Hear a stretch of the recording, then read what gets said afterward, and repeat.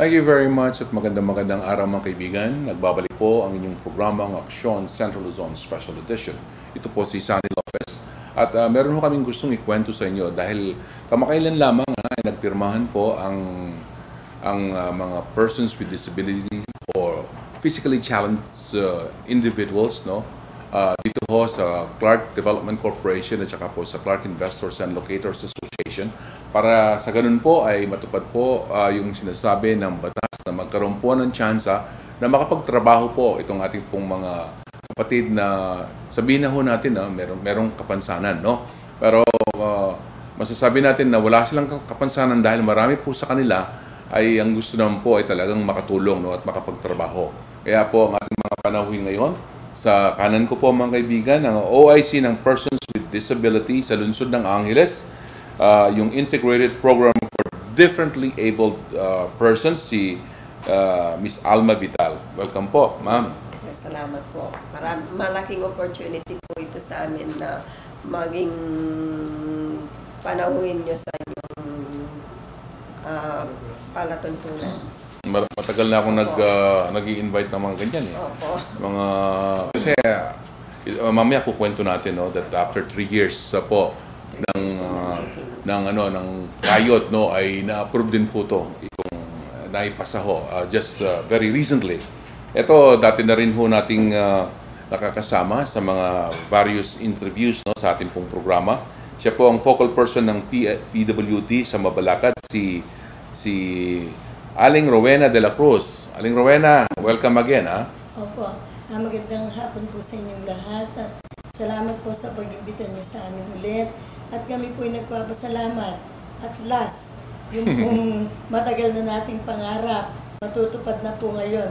Iko-quote ko lang po yung sinasabi ni Mayor Boking. Sabi nga niya palagi, a dream come true. Ayun po yung salamat po sa ating Presidente dito sa CDC at ganun din po sa tulong ni Sir Sunny Lopez. Sama rin po natin ang Presidente po ng Federation of PWD ng Angeles, si Joel Agman. Maraming salamat po sa pag-imbita dito sa Action Central Luzon. Kami po ay nagaganap. Natupad na po yung pinapangarap ng bawat isa sa aming mga kapatid na may kapansanan. Sa lungsod ng Angeles, gayon din po sa Mabalacat.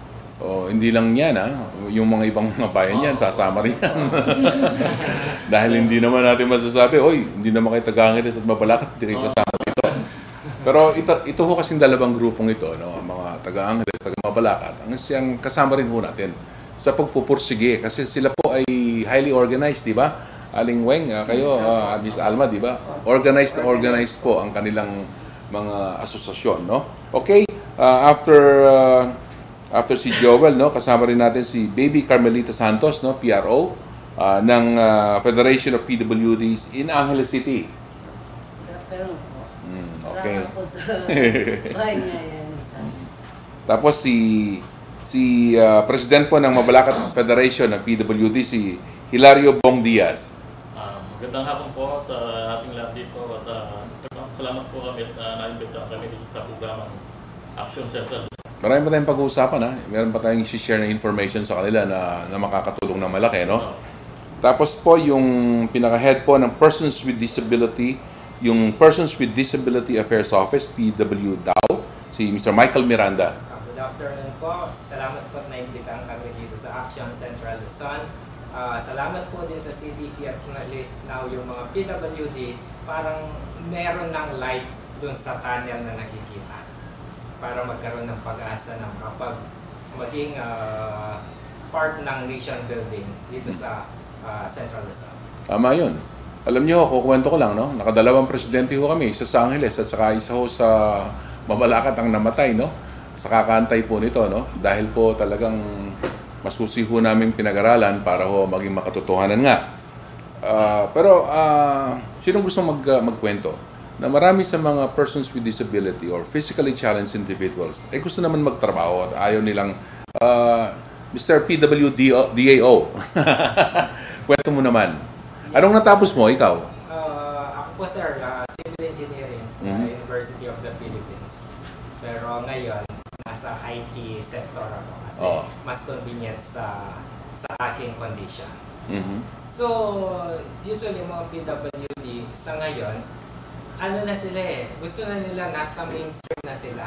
So, gusto nilang lumabas sa bahay, maging part ng society. Saka hindi na tinatago ng magulang, di ba? Yes, sir. Maging productive sila. Kasi nagkakaroon na ng awareness ang mga parents na yung kanilang mga PWD na member of the family, hindi lang basta nandiyan sa isang sulok. So, pwede rin silang maging productive. Makapagtrabaho, makatulong sa family actually. Meron nga nasabi si Atty. Tugade, di ba? Yung foreigner na dumating dito, Yes, yung sa surfing pa, ano-anong sports, tapos ang ganda-ganda pa ng asawa, no? Yes, Tapos speaker pa yon. Nakinig na ako sa mga ano nun eh. si Sir Nick. Oo, at makikita natin talagang he never gave up. He never gave up. Yes, sir. That's probably yung slogan nyo, no? We don't give up, no? So, ilan ho kayo sa Angeles, ma'am? Yung grupo? Yung grupo po, 33 barangay po kami. Ang mga members po namin is almost 2,000 plus. Pero marami pong lumalapit sa aming opisina na nangangailangan po ng trabaho. Nagtatanong po sila sa amin kung paano sila makakapagtrabaho. Sabi namin, may nilapitan na kaming tao na baka sakaling makakatulong sa atin. Kasi po hindi po namin sinasabi sa kanila na meron na talagang kasi ang po namin, kasi pag pinangakuan po sila, siguradong aasa po sila. Kaya po ang namin is, kami po mismo sa aming opisina, pinagather ko po sa kanila yung mga data ng mga members namin at nilista po namin para nga po may present po namin sa inyo na without them na wala po silang kaalam-alam na ipapasok po namin sila sa inyo para hindi po sila umasa. At ang inaano ko po kasi sa mga members ko is sinasabi ko po sa kanila na kailangan ipakita natin sa kanila na worth tayo, na bigyan tayo ng opportunity na makapagtrabaho tayo. Huwag tayong umasa na bibigyan nila tayo ng limos. Kailangan ipakita natin na karapat-dapat tayo sa Qualified kayo magtrabaho, productive, no? Hindi lang puro awa, di ba? Opo.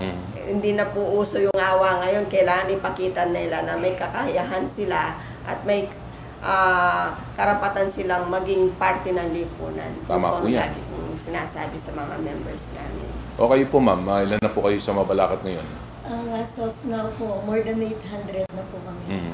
So, 839 yun. Nasa 839 na. Pero, inaano pa po namin, talagang hinahanap pa namin yung iba at pinatawag namin. Ngayon nga po may programa nga sa yung provincial government natin, no? Yung para sa scholarship. So, kung hindi pwede yung mga anak, ay yung magulang, so yung mga anak ang binibigyan natin ng scholarship. At sabi nga po palagi kong nakukote si Mayor kasi ang laki-laki po ng programa niya para sa ating mga physically challenged. Meron din po siya, i-quote ko rin, sabi nga niya, talak pa di na nasan, turo talang manasan. So para kung ito yung isa sa sagot, yung magkakaroon sila ng trabaho dito at kikilalanin sila na bilang parte ng society, hindi lang po sa Mabalacat, pati rin po dito sa Clark. So pag nangyari yon, siguradong lahat po ng mga may kapansanan na lalabas na yan. Alam nila, special talaga sila. Pero alam niyo naman siguro na hindi naman lahat ng persons who are physically or mentally challenged pwedeng ma-hire as workers, di ba? Tanggap naman ng ating mga kasama yan, di ba? Gusto nyo elaborate yun? Yun nga po. Kumbaga po, doon sa survey form namin, yung saan nakarehistro sa amin, yung nabanggit nga po ni Ma'am Alma kanina, na totally inassess po namin sila kasi personal po namin silang nakita na talagang pwede pong makipag-compete sa mga able when it comes to work po. Right. Yun po yung napili namin, yung dala-dala naming listahan, kumbaga, yung hindi po namin, without knowing them po, na may sasabit na po kami sa inyo. Okay, at siguro yung ibang mga bayan-bayan, karatig bayan po ng Clark, ganun na rin po siguro ang dapat gawin. Dahil sigurado po tayo, pag nagsimula na po itong programang ito, ay hindi lamang po puro taga-Angeles at Mabalacat ang may sasali dito, no? At siguro wala naman kayong opposition doon. Opo, Aling wala Alma, naman po. di ba? Opo. Oo. Mas maganda po yun, mas marami, mas The more the Oo. merrier. kami magkakapatid, magkakasama. Narinig niyo siguro si ano, no? Si Atty. Tugade, di ba? Ayaw lang niya yung mga Sulat-sulat. anong trabaho. Gusto niya talagang yung trabahong maganda. Naghahanap nga ng mga accountants, di ba? Kung may natapos. Yung may natapos para kasi yan talagang hindi ho titindig yan at magbubulakbol sa trabaho. At nandiyan ho sila nakaupo. Talagang todo ho yung trabaho, mga kaibigan. Okay. So dito po sa Angeles, no. Saan maraming mga kapatid natin anong barangay, no? Anong barangay? Sir, doon po sa survey form namin, mostly San sa Kutkut po. Kutkut, oo. Kutkut po, tsaka sa Malabañas. Malalaking mga barangay yan, ha? Opo, tsaka Pulong Maragol po. O yung Balibago siguro. Balibago. Balibago po, kukunti lang po yung nakaregistered namin kasi po, every time na mag-conduct po kami ng minsan nahihiya po sila. Hindi po sila O yung magulang. Or hindi po namin nadadatnan yung tao dun sa bahay, wala po kami ma-interview. So, isa sa purpose ng ating kaya ko kayo na-invite, no, para ho yung iba, wag kong mahiya, lalong-lalo yung magulang na, kasi hindi lang ho, meron din hong skills development, meron din hong mga trainings na pwedeng ibigay sa mga hindi pa ho nagkaroon ng experience para magtrabaho. Alam mo yan, Aling Ma'am, di ba? Yung training, importante yan. So, ang ating head ng PWDAO, ano mga training, sa yung pananaw, sa nakita mo, on the basis of the record that you have yung seen, yung mga nagpupunta sa tanggapan mo, no? Anong classification yung mga PWDs na pwede nating silang ma-hire? Currently, ang mga PWDs natin sa Mabalacat ngayon, halos nagpupunta sila sa IT sector. Kasi sa IT sector, they don't need to go around, andyan lang sa isang place, nakaupo, na magaganap nila yung kanilang trabaho.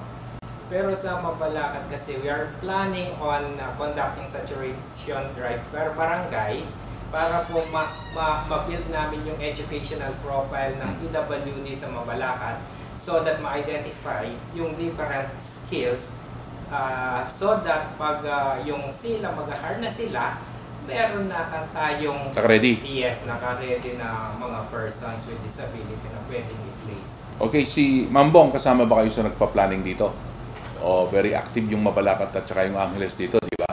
So, ikaw ganun din ang ganun din ang observation mo. Paano yung mga bata naman? Kung minsan ayaw na nilang paaralin. Minsan po, nagpupunta po kami sa mga bahay-bahay.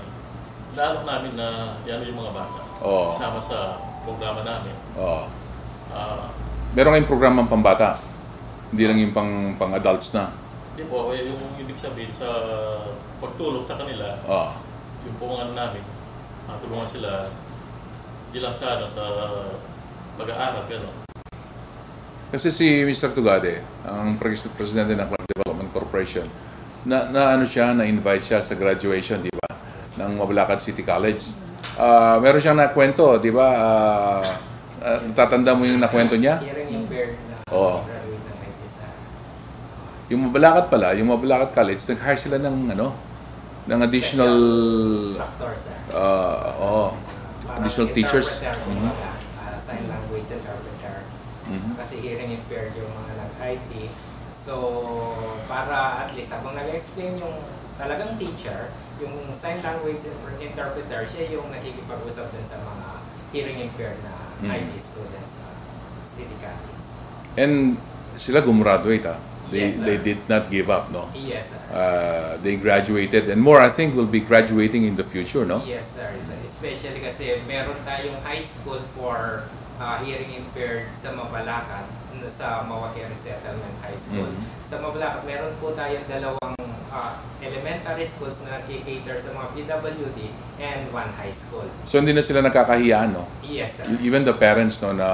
Yes, sir. Very supportive nga po yung mga parents nila. Actually, yung mga parents nagsisit in din sa class nila para matuto din sila ng sign language para makapag-communicate din sa mga anak nila. Okay. At ngayon po, tayo po ay nagpapasalamat din sa human HR officers po, no, ng Clark, no, whether they're members of SILA or not, who are more than willing to help, no, this program. At itong program ngayon ng Clark Development Corporation ay hindi lamang po nakalimit sa mga sa mga persons with disabilities or physically challenged individuals, but it also is pushing for the employment, no, of members of the cultural minority, no, dito ho sa atin para makahanap din po ng trabaho. Kaya para po sa mga kapatid din ho natin, no, tsaka mga magulang na may mga anak pong mga problema, please continue with the education. Wag ho natin i-give up yung education because gusto nilang mag-aral at gusto nilang makisalamuha diyan po sa ating mga sinasabi nating mga wala namang kapansanan, no. At pagkatapos pati na rin ho sa mga katutubo, kailangan ho minsan may problema nga sa pamasahe o sa pang day-to-day ho nila, no, na pangangailangan para makapag-aral. Sana ho, tiisin natin ng konti, no, gumawa tayo ng paraan para po makapag-graduate po. Dahil po, ito po talaga ang pinupush ngayon ng Clark Development Corporation na hindi lamang po yung lip service. Itong presidente po ng Clark, na si Attorney Tugada, is really working hard for these people to find gainful employment po, mga kaibigan. Babalik po kami.